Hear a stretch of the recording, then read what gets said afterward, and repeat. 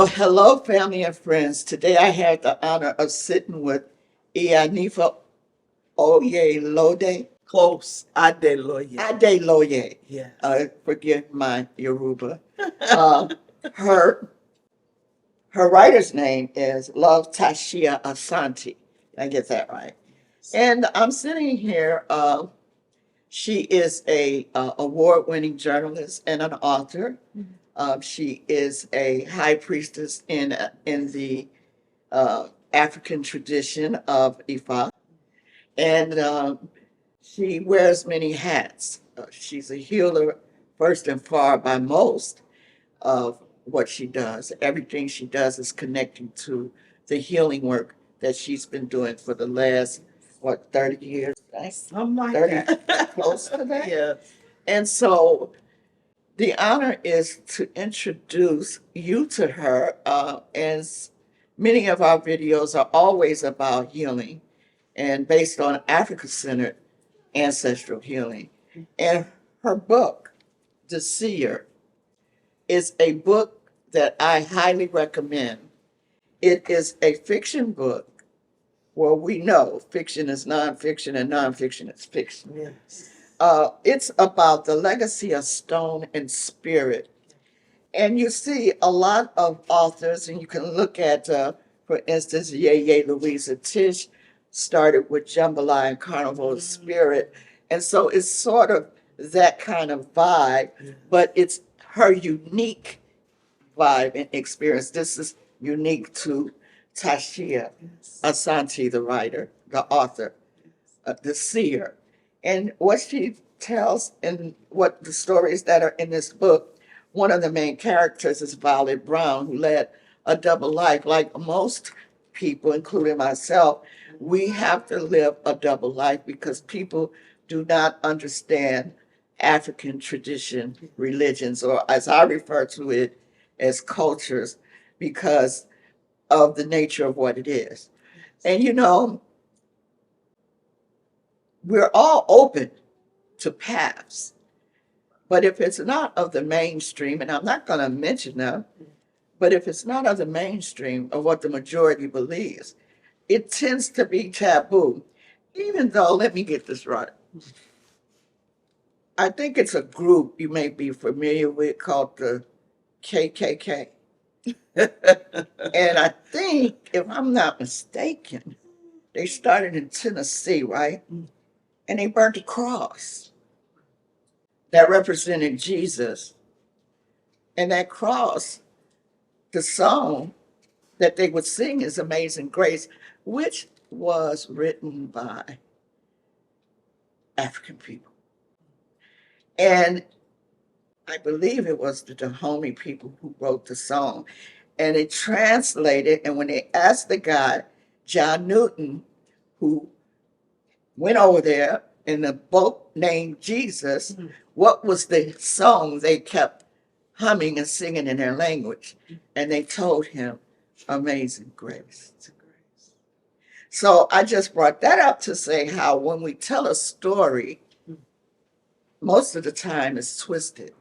And while you might understand now why, when I said in the other video about 2024 being the time of truth, because a time is only a construct of people's experience. It really does not exist. Like straight lines don't exist. There's only circles. There's only numbers 1 through 9. You get it? So that's where I'm going with this. So I'm going to be asking her a few questions about what prompted her to write this particular book, and to talk a little bit about her experiences as a teacher, as a leader in her community. So again, welcome, and thank you so much, because I mean, I don't want to say this is the greatest video, because then other people say, well, what about that? But it's such an honor to have a woman, you know, of your caliber on this station to talk about this new book, The Seer. And you've had, this is the ninth It's the ninth book. book. Yes. Yes. And also, before we leave, we will give you the website. You can get it from Amazon.com. Yes. We will give you that information. So tell me, how did you come about the seer? Well, certainly the seer is inspired by my own journey as an intuitive, as a seer, as a healer. But on a deeper level, I wanted to write a story that would touch people who are searching for themselves. The deepest and purest and rawest expression of themselves. And that also may have gone through things that altered or interfered with their ability to be who they are in a particular lifetime. So it's really a book about a woman discovering herself and embracing it in wholeness, going, this is who I am. Mhm. And know there's going to be people who do not understand. And, her parents question who she is and what she's embracing. She's like the black sheep in her family because she's the only one who takes the path that she takes. You're going to read the book to find out more about what that is. But it's also a story about love. It's a love story Mhm. because she meets the man who she thinks is the love of her life. Mhm. But because of past hurts and betrayals, she almost sabotages Mhm. that relationship and sends him away. Mhm. So it's also a story about love and a woman, making peace with her wounds of the past so that she can receive the love of this brother who wants to do nothing but heal and elevate and uplift her on her path. So I think all of those experiences are captured Mhm. and expressed in the main character, Violet Brown. Mhm. And it's a series based on her and her life. Yeah, I thank you for that. I'm just going to read a little paragraph on the back of the book. It says, Violet Brown lives a double life. By day, she's a psychic, using her gifts for healing the people and the planet. By night, she works as a correctional officer, serving dangerous criminals and innocents whose luck has landed them behind bars. She's been haunted since childhood by dreams of a kidnapped girl and a demand of spirit guides. Her journey takes a pivotal turn, which is what happens with most of us, with the intervention of Dr. Bones, a holistic healer and Yoruba priest. Under his guidance, Violet learns to embrace her unique abilities and accept her powerful destiny. And it's evident that your destiny is powerful. And I would like to ask, growing up in the church, as most of us do, and that your father was a preacher. Yes. And you come from a corporate six-figure world, Yes. Yes. and you gave the corporate world up. Yes.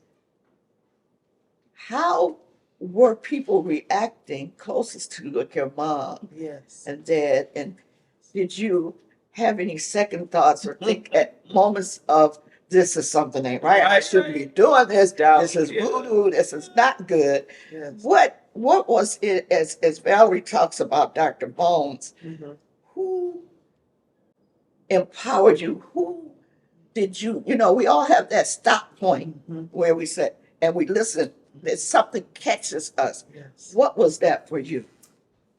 I think I came across a story because the real backdrop of Violet's journey is these dreams that she has about the little girl, which you talked about with the synopsis, who is held captive in a warehouse. And she's a victim of human trafficking. And right here in America. And she's also, there's also a whole regime in Africa that is going down where these girls are being captured and sold. Again, it's a form of slavery to people who come to profit off of their lives, their bodies, their organs, and so on, which is a main issue right now in this country. Organ trafficking and human trafficking is becoming, increasingly rampant and dangerous to our freedoms in life. And even now in the inner cities, in the hoods of America, they have what are called trap houses, Mm-hmm.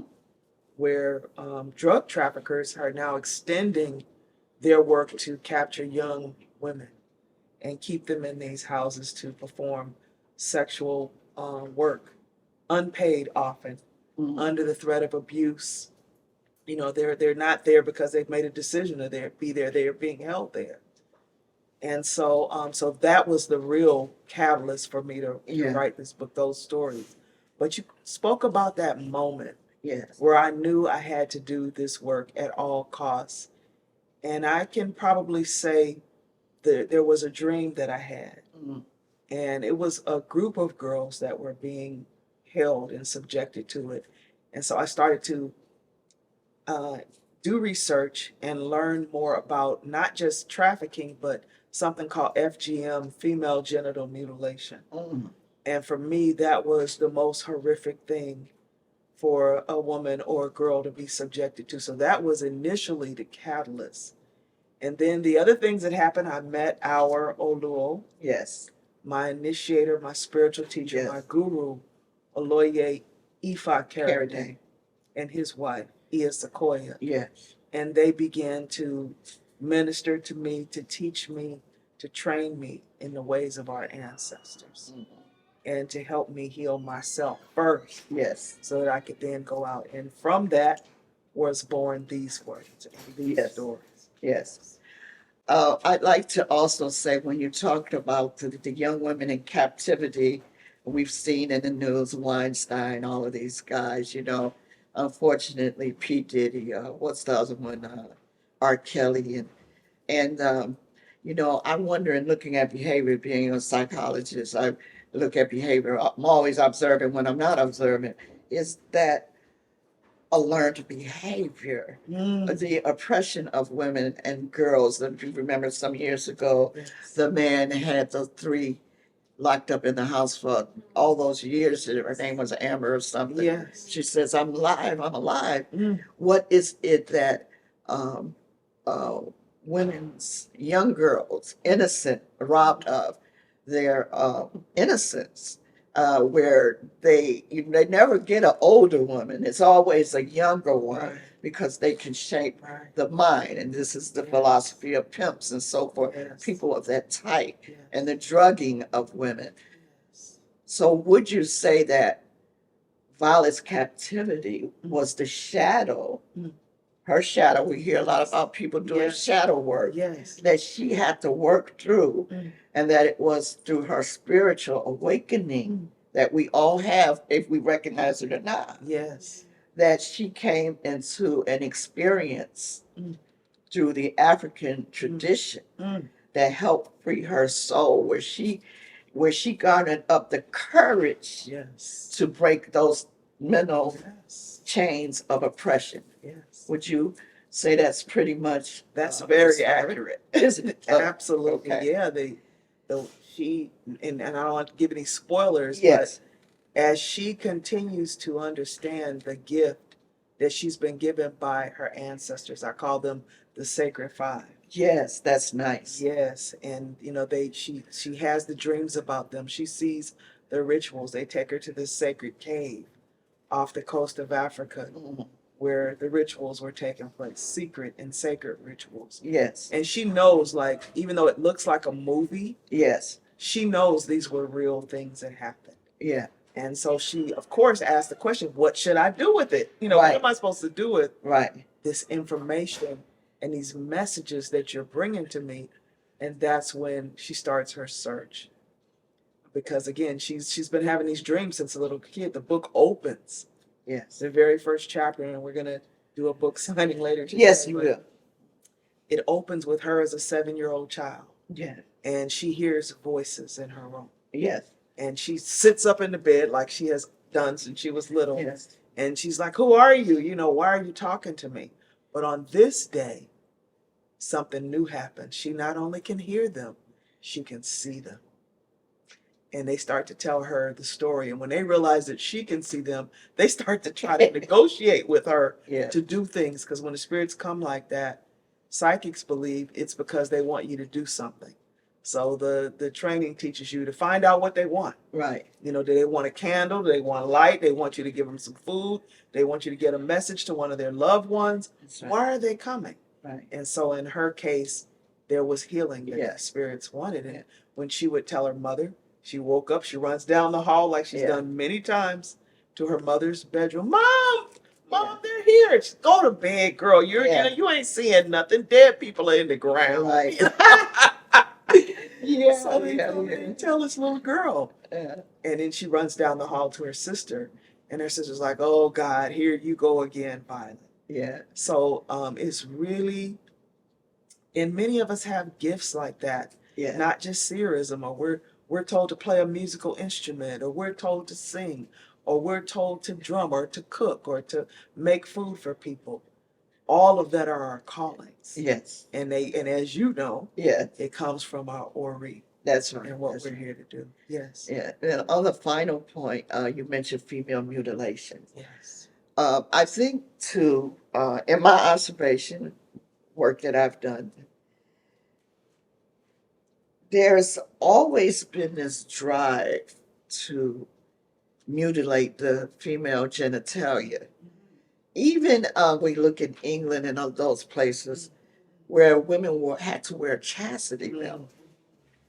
And that's how sacred our genital area is, and that in this today massive what is it? Yeah. Uh, The trap houses Trapping. we talked about. Yeah. That is really something across the board. It's not a race thing, it's an all thing. Right. And so imagine a young woman who's a girl that's been mutilated at 12 instead of going through an accurate rites of passage. Right. What that may do for her, as you mentioned earlier, in her relationship, Yeah. or even being molested. And what we fail to realize, I don't know if we fail to, but it's been told all of our lives, I know in my generation, whether we accepted it or not. There were a time where women, there was no shelter. You couldn't call the police for domestic violence. That's a family matter. Right. There was two movies. The Burning Bed was one, Mm. and then The Color Purple. Mm. And so, in both instances, you see the oppression, sexual. I don't want to say sexual oppression, but it was all around sex. Yeah. It was all around control. Yes. It was all about masculine energy, and not all masculine energy is that not bad. I don't believe in good or bad, but what is and what's not. What can we do to actually help these women, which is what you're doing, and I commend you for that. That's a big job. Yes. As they said, AA, what an order. I can't go through with it. Yes. That is a big job to be Yes. able to help. You're not only dealing with the body that this woman has been abused with, but you're dealing with the mind.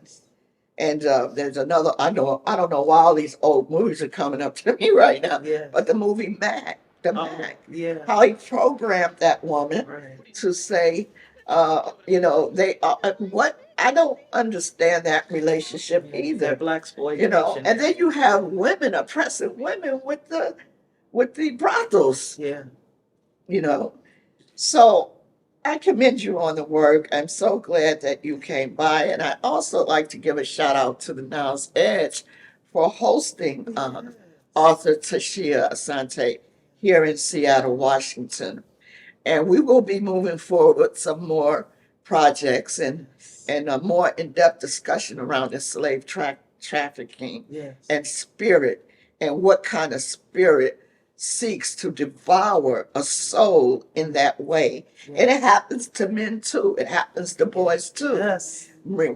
On this last note, during slavery, what we did not know is that the boys were on the chopping block to be sold to men. Yes. Because they wanted to have their way with them. Yeah. And so they were being raped too. Yes. And that's just the reality when we talk about these different things, and let's not talk about other places. Right.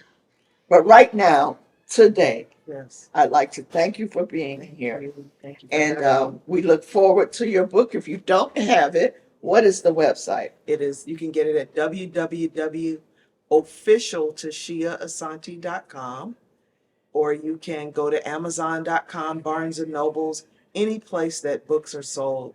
This book is available. So thank you. And thank you for Yeah. having me. And when you get the book, ladies or men, create some healing circles and let this book be your discussion. Shane, thank you. Do a book discussion around the issue of slave trafficking, and let's use this book to further the conversation. Ashe. Thank you Thank so you much. so much. Blessings, peace, one love, all of that. See you later. See you later.